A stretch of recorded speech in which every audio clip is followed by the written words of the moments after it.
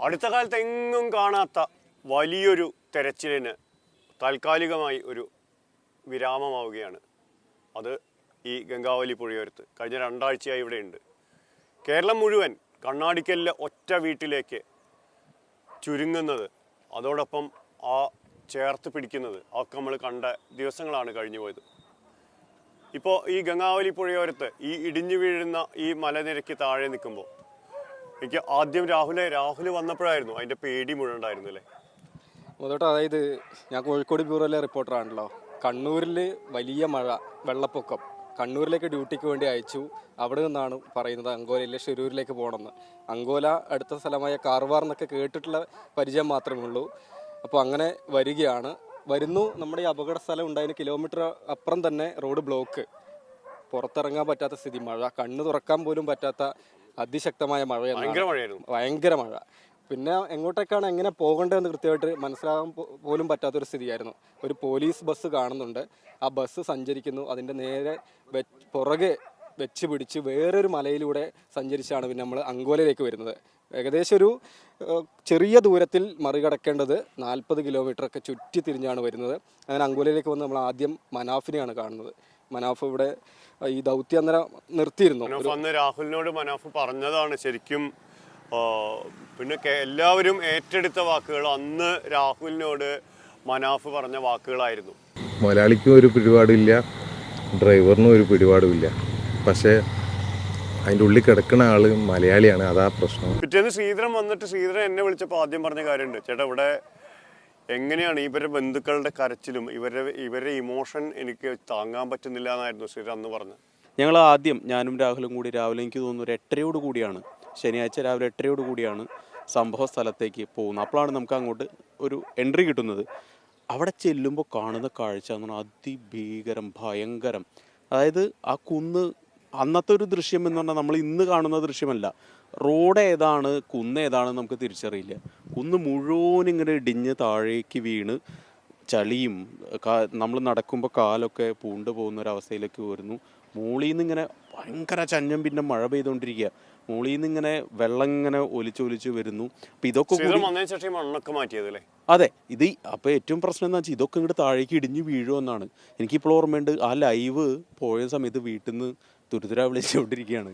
എന്നിട്ട് ചോദിക്കുകയാണ്, ഇത്ര റിസ്ക് എടുത്ത് അവിടെ പോകേണ്ടതുണ്ടോ എന്നുള്ളൊരു കാര്യമൊക്കെ ചോദിക്കുകയാണ്. പക്ഷെ വീട്ടുകാർ നമ്മളെ കാണുന്നത്, നമ്മൾ സേഫ് ആണെന്ന് അറിയുന്നത് നമ്മൾ ഈ ലൈവ് നിൽക്കുന്നതിലൂടെയാണ്.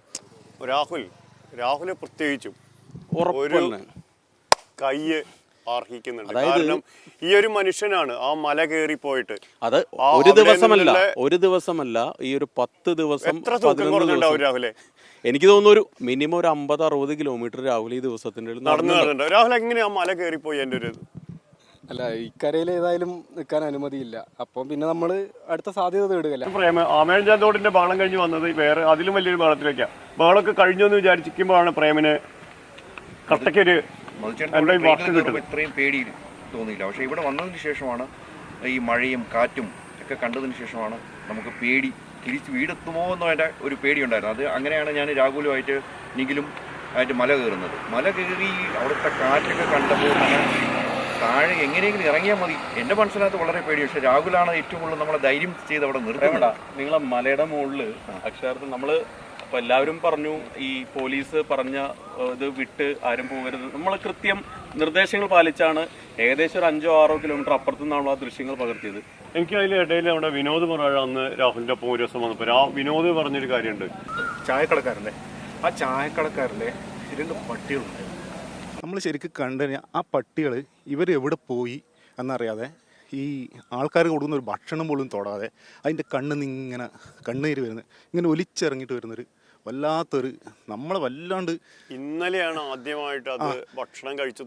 അതെ, അങ്ങനെ കഴിച്ചോളൂ. അതേപോലെ തന്നെയായിരുന്നു അർജുൻ്റെ ഇതുപോലെ ബന്ധുക്കൾ ഇവരൊക്കെ ഇവിടെ വന്ന സമയത്തും നമ്മളെ മൊത്തം അവിടെയാണ് ഫോക്കസ് ചെയ്യുന്നത്. അതേ സമയത്ത് തമിഴ്നാടുകാരനായ ശരവണൻ്റെ ബന്ധുക്കളെ സെന്തിൽ ഇവിടെ വന്നിട്ട് ഇതേ അവസ്ഥ. സെന്തിലിനെ ആര് എങ്ങനെ സഹായിക്കും ഒരു ഐഡിയ ഇല്ല. സത്യത്തിൽ അർജുൻ്റെ ബന്ധുക്കൾ തന്നെയാണ് സെന്തിലിനെ സഹായിച്ചിരിക്കുന്നത്. രാഹുൽ, എനിക്ക് വേറൊരു കാര്യം ഉണ്ട്. എന്താണെങ്കിൽ ഞാനിങ്ങനെ നമ്മളെ പ്രളയകാലത്ത് നമ്മളിങ്ങനെ ഏതാണ്ട് ഒരു 10-20 ദിവസത്തോളം തുടർച്ചയായി റോട്ടിലായിരുന്നു. അന്ന് ഷിജിൻ നരിപ്പറ്റ നമ്മുടെ ഒപ്പം ഉണ്ടാവും. ഒരാൾ വെള്ളത്തിലേക്ക് ഇറങ്ങുമ്പോൾ ഷിജിൻ പേടിച്ച് നിൽക്കുന്നത് എനിക്ക് ഓർമ്മയുണ്ട്. കാരണം എന്താണ് ഷിജിനോട് ചോദിച്ചു, ചേട്ടാ പറ്റുമോ? നമ്മുടെ ഈശ്വർ മാൽപ്പെ വന്നപ്പോൾ ആർമി നേവിയൊക്കെ മടങ്ങിപ്പോയല്ല, അവർക്ക് കഴിയുന്നില്ല എന്ന് പറഞ്ഞ് മാറി നിന്ന സാഹചര്യത്തിൽ ഈശ്വർ മാൽപ്പെ വന്നിട്ട് നമ്മൾ ഇവിടുന്ന് ബൈറ്റൊക്കെ പറഞ്ഞിരുന്നു. പിന്നെ 1000 ബോഡി എടുത്തിട്ടുണ്ട്, 100 മീറ്ററോളം താഴത്ത് ഇറങ്ങാൻ കഴിയുന്നൊക്കെ. അപ്പോഴും നമുക്കൊരു പ്രതീക്ഷ ഉണ്ടായിരുന്നു, അങ്ങനെയൊക്കെ പറയുമ്പോൾ ചിലപ്പോൾ സാധ്യത ഉണ്ടായിരിക്കാമെന്നുള്ളത്. പക്ഷെ അദ്ദേഹവും ഇതുപോലെ വെള്ളത്തിലിറങ്ങുന്നു, അദ്ദേഹം ഒന്നും ചെയ്യാൻ കഴിയുന്നില്ല.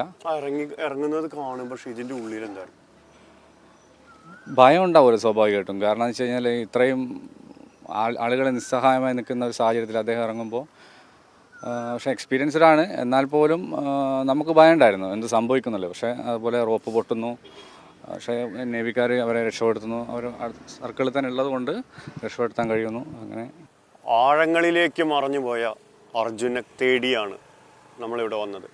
ആ തിരച്ചിൽ ഇപ്പോഴും തുടരുകയാണ്. നമ്മളീ സംഘത്തിൽ 2-3 പേരെ കൂടി നമുക്ക് പറയാതിരിക്കാൻ വയ്യ.